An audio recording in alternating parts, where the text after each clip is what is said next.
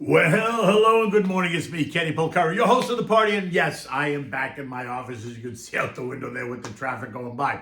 In any event, today is Tuesday, February 6th, 2024. And here are the things that you need to know. Well, you got to ask, has JJ finally made the markets and investors understand the narrative?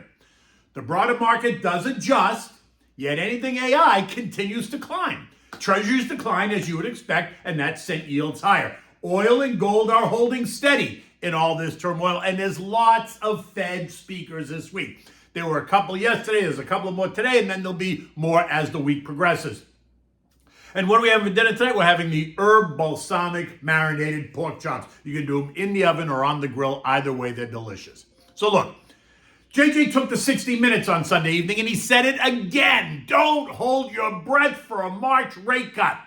Given the recent economic strength, we feel that we can approach the question of when to begin to reduce interest rates carefully. And then Neely, Kashkari, Minneapolis Fed president, came out yesterday and said that they have time to gauge the incoming data before easing. While his counterpart in Chicago, Fed President Austin Goolsby, said that he'd like to see more favorable inflation data before cutting rates. And that sent the algos into a tizzy, causing them to create all kinds of sell orders at the market while moving the buy orders down lower, leaving that void in prices in the book, causing what? Causing stocks to trade lower and the indexes to move lower.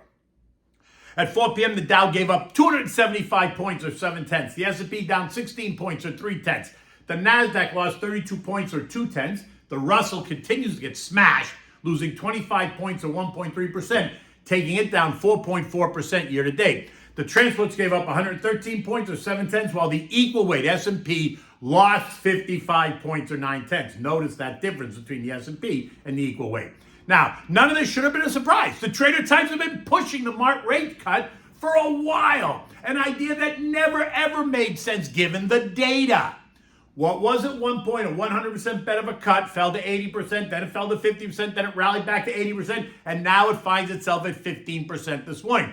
Although they're not going to let go of the May rate cut narrative yet. The odds of a May rate cut remain high at about 80%. But that's just a matter of time.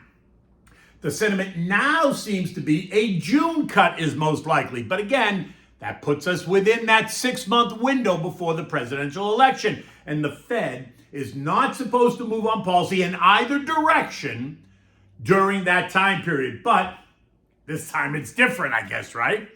Yesterday's eco data, the S&P U.S. Services PMI and the ISM PMIs, both services PMIs, both came in strong, checking in at a 4-month high while prices for services rose. Right? They came in at 52.5 and 53.4 respectively. Recall that anything north of 50 is considered expansionary. And these strong reports are leaving many to question whether or not inflation can really cool beyond where it is without leaving rates higher for longer. Remember, services PMIs are important given that the U.S. economy is a 75% services economy. And the other recent eco data points only confirm the strength of the economy. Think Friday's NFP report and the surge in average hourly wages that is now running at 4.5%, well above the 3% level that the Fed needs to see wages run at in order to feel comfortable about slashing rates. Now, there are no economic reports today, and none really that are going to change the narrative this week at all. But next week, it's a different story. We're due to get the latest CPI and PPI reports on the 13th and 16th of the week. We're going to also get retail sales, Philly Fed, industrial production, capacity utilization, building permits, housing starts, and then finally the University of Michigan sentiment surveys, right? So there's a lot of data next week to consider. The weakness in the Dow, the Russell, and the transports, and the S&P, though, did little to slow the passion for anything AI. NVIDIA leading the pack, once again jumping by 4.8% on a Goldman upgrade, causing investors to take Qualcomm up 1.6%, Broadcom up 1.5%, ASML up 0.9%, LRCX up 1.5%, and AMAT up 1.7%. The semiconductor ETF gained 2%. Now, some of the most recent gainers in tech that have enjoyed higher prices did find themselves, though, under a bit of pressure as trader types took some profits and locked that money in. Microsoft down 1.5%. Meta down 3.5%. Amazon down 9/10. Google down 1%. Apple, though, did what? It bucked the trend. It gained 1%. But remember, they punished Apple last week, taking it down 6% because they only made $119 billion in 3 months. And there was a footnote about how China was slowing. Recall I said I thought that whole thing was bullshit and that Apple, in my opinion, is a long-term buy. Away from tech, right, the XLK was up 0.2, was healthcare, XLV. That ended the day up 0.3. The other 9 sectors ended the day lower, and that does make some sense considering the tone and the revaluation that needs to take place, given that the markets may finally believe what Fed Chair Powell keeps telling them. The treasuries did what you would have expected on this news. They sold off. The TLT lost 2%, while the TLH gave up 1.7%, leaving both those bond ETFs down 4.8% and 3.6% respectively. The 2-year is up 27 basis points in 2 days and ended yesterday weighing in at 4.46%, while the 10-year has also surged by the same 27 basis points to end the day yielding 4.15%, taking both those yields up 7% since Friday morning. Oil, it managed to rally just a bit, up 0.7 as traders try to hedge the geopolitical risk in the Middle East. WTI is trading at $72.83 a barrel, rebounding off of last week's low of $71.40. Remember, the U.S. did strike a number of Houthi targets over the weekend and has not ruled out striking more. This is the Houthis, right? Think the Iranians, claim to have hit more merchant ships in the Red Sea, creating more global angst. They're just not getting it, those Iranians. The Saudis, they need oil to trade at $90 a barrel in order for them to balance their budget. So at $72.83, they are not happy. So far, they're sticking with their current production quotas, hoping to avoid an oil surplus. But remember, the surplus that exists today is not because of OPEC. It is because of the non-OPEC production, with the U.S. leading the effort. So now it's a game of cat and mouse, right? So stay tuned. Oil remains in the $70 to $75 trading range. Gold holding steady at 2040, right? After testing what? The trend line at 2030 that I told you about earlier, well, late last week and earlier this week, right? We tested it, we bounced off that trend line despite the fact that the Fed has made it clear that rate cuts are not imminent.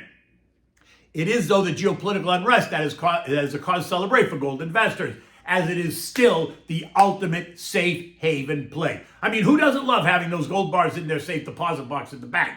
Right now, gold remains in the $2,030, $2,100 trading range. U.S. futures this morning are mixed. Dow futures down 50, the S&P's down 1, the NASDAQ is gaining 30, again, think AI, and the Russell's down 6. Fed Presidents Loretta Mester and Patty Harker both due to speak today. So let's see if they support the latest comments by the other Fed presidents. Adriana Kugler, Fed Board of Governors, and Richmond's Fed President Tommy Barkin are both due to address the nation on Wednesday. Janet Yellen is going to address the Senate Banking Committee on Financial Stability and Oversight on Thursday, all while JoJo prepares to meet and host German Chancellor Olaf Scholz on Friday at the White House. Beyond our borders, we're also going to hear from Bank of Canada Governor Tiffany Macklin and ECB Chief Economist Philly Lane. Earnings to continue, and we're going to see reports from DuPont. They already beat CNC. They already beat Lilly, KKR, all before the bell, while we're going to hear from Amgen, Gilead, Snap, Ford, and Prudential all after the bell. And that's only a preview of some of the reports.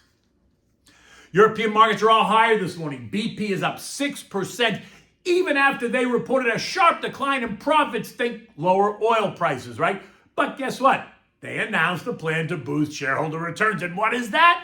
A $1.75 billion stock repurchase plan for the first quarter, along with a $3.5 billion total plan for the first half of the year. UK sales did slow in January as the cost of living crisis weighs on UK households. German factory orders rose by 8.9%, well above the expectation, thanks to surging aircraft orders and fabricated metal products and electrical equipment. If you take those three segments out, though, new orders actually fell by 2.2%. At 7 o'clock this morning, markets across the whole zone were up between 0.1 and 0.3%. The S&P closed at 49.42, down 16 points. Not so bad considering the headlines. but I would not be surprised to see ongoing weakness in the broader market as investors and traders digest the latest narrative. But that weakness should be viewed as an opportunity for long-term investors. Look, a move down to the trend line at 47.34, which sounds like a long way because it's 290 points, is only a 4% move lower from here. Right now, I don't think we're going there, but if we do, it's only a 4% move, well within what is considered a normal trading pattern. And while some will be screaming, others will be quietly picking away. So you got to ask, which side are you on? I told you that the market felt a bit tired up here, and I still think it is, which is why I suspect that we will see some ongoing weakness. So if you're nervous about it, talk to your advisor. He's happy to do that. He or she is happy to do that. Okay, so what do we have for dinner tonight? We're having the herb balsamic marinated pork chops.